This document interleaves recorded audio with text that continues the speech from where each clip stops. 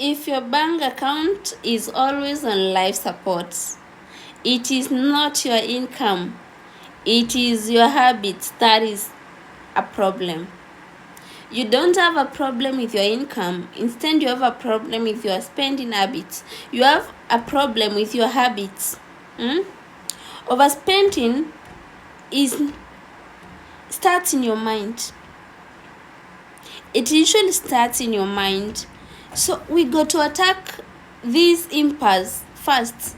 The impulse that takes place in our minds, so that we overspend, so that we get into things that really strain our income. Because people get to think that their income is a problem, that they are earning little, instead of maybe sitting down and thinking, how about I check on my habits? And today we're checking out some of these habits that we can check on them, that are actually making us overspend. That's what we're mainly looking at today. Welcome to my channel. This is Venki Vibes channel. The first and foremost habit that I want us to use to help us stop overspending is, you wait for 48 hours. Immediately you get some income, wait for 48 hours before spending that money. Do you know what happens when you wait? When you wait, you get to wait. This money that you have, within those 48 hours, the urge that was there to spend slowly fades away. And then you also get to reason out and start reconsidering your thoughts. And when you reconsider, you will definitely not spend on some of the things that you would have spent on in the first day or the first few hours of you having that income. Yes. Then the other habit that you should embrace is unsubscribe to sales emails. You know, there are these sales emails that will be popping up. This is up, this is out, iPhone, sorry about that. This certain product is out, the new brand is out, and this hypes you, this actually gives you that I want to get this, it's the latest. But when you unsubscribe from those emails, maybe you will not even be aware that certain thing is out, and you may not end up spending on it. This helps you not to overspend on things that just came up because it is latest, it is on offer, it is on promotion. Yeah. So unsubscribe from those promotional and sales emails.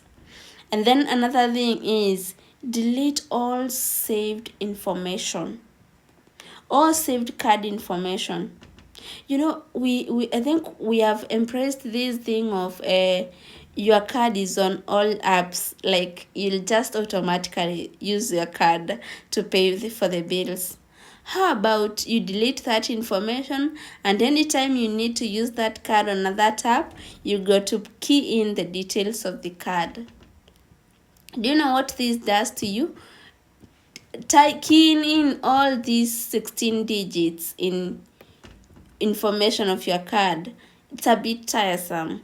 And by the time you key in the 16 digits, you will have thought, is this really important? Do I really need it this much? And you know what that helps you do? You'll not spend on something that maybe it was not even very important, because you've thought in the process of keying in those details of your card. And then another thing is, sleep on big purchases. You know, at night you tend to act out of emotions because of exhausted, your body is really tired, so your emotions take the better part of you. How about when you want to buy something, don't buy it at night. When your body is tired, when your mind is really worked out, how about you choose to buy it in the morning? And then tell me, in the morning, will you still be really in need of that thing? Not really.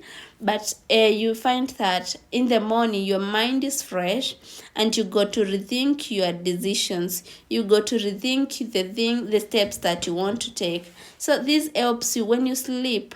In the morning, wake up fresh from that sleep, you are able to reconsider your decision, especially when we're talking about big purchases. Yeah. Then another thing is avoid emotional spending. And I think this is with most of us Africans. We spend emotionally. Like you are bored and you are like, let me go out for window shopping. Let me just go out for window shopping. Do you know what that does to you? In the process of going for the window shopping, you will find yourself spending out of your budget. How about instead of you going out for that window shopping, go for a walk, go to the gym, somewhere you may not spend much. How about that? That helps you to stop overspending. And then another thing is kindly track every coin for the next 30 days. You know, through this, you will see where the loopholes are. In the next 30 days, when you are spending every coin you spend, note it down. I spend it on this, I spend it on this, on that.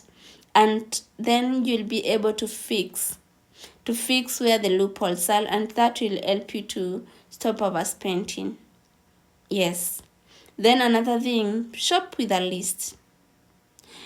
And when you have a list of the things you want to buy, you will be buying it, tick in the list. Buy something, get it, tick, get it, tick. Don't just go shopping without a list. You know, a good example is when you go to get our groceries. When you go to get groceries, maybe you wanted some veggies and then you see some oranges. You may be tempted to get those oranges. But if you have a list, I need tomato, I need potato, I need kales, I need cabbage, and you find that even when you see an orange, it is not in your budget, it's not in your list, so you reconsider that.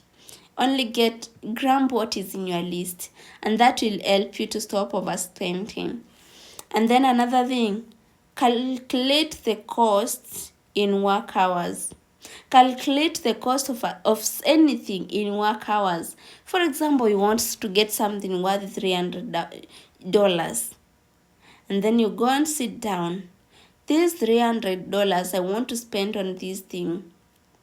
How many working hours are equivalent to $300? That's almost 10 hours. Maybe when you're working for $30 per hour, that's almost 10 hours. And then you got to ask yourself, is this thing really worth 10 working hours? Is it really worth 10 working hours? And when you ask yourself those questions, you'll be able to not to spend on it, and that will help you not to overspend. And then another thing is use separate accounts. This is for your bills and for your spending purposes. Use an account for bills, that is the important bills, and then have another separate account for spending.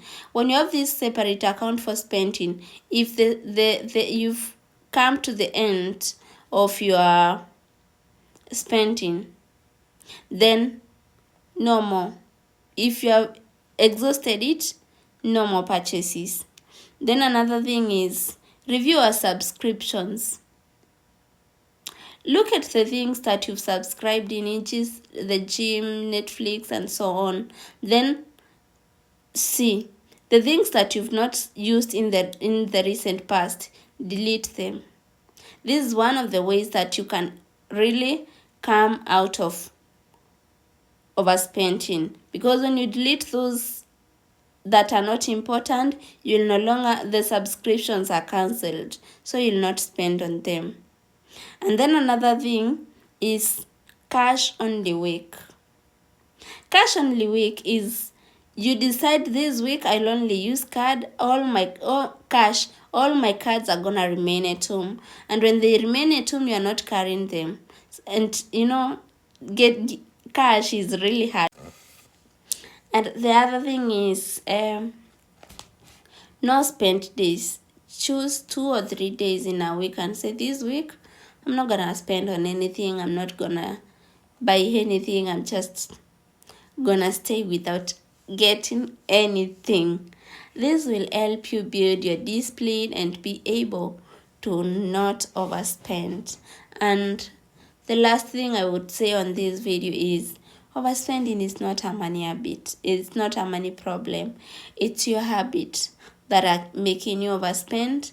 So please tell me, which one do you think you can try to help you to stop overspending, to help you to maybe fix your overspending problems? Which one do you think will really help you? Thank you for watching this Vengi Vibes channel.